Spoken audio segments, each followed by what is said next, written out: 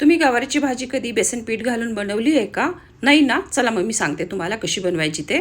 गवार निवडून स्वच्छ धुवून घ्यायची. त्यानंतर 1 चमचा तेलामध्ये गवार चांगली परतून घ्यायची. परतताना यामध्ये थोडंसं मीठ घाला.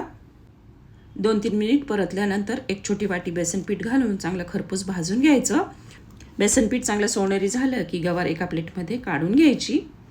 त्यानंतर अर्धी वाटी दह्यामध्ये धने पावडर, जिरे पावडर, हळद, लाल मिरची पावडर आणि गरम मसाला घालून दही चांगलं फेटून घ्यायचं. त्यानंतर गॅसवर कढईमध्ये फोडणीपुरतं तेल घालायचं.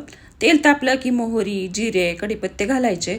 त्यानंतर 1 मोठा कांदा बारीक कापून घालायचा आणि कांदा चांगला परतून घ्यायचा. कांदा जरा सॉफ्ट झाला की हिरवी मिरची आणि लसूण ठेचून घालायचं.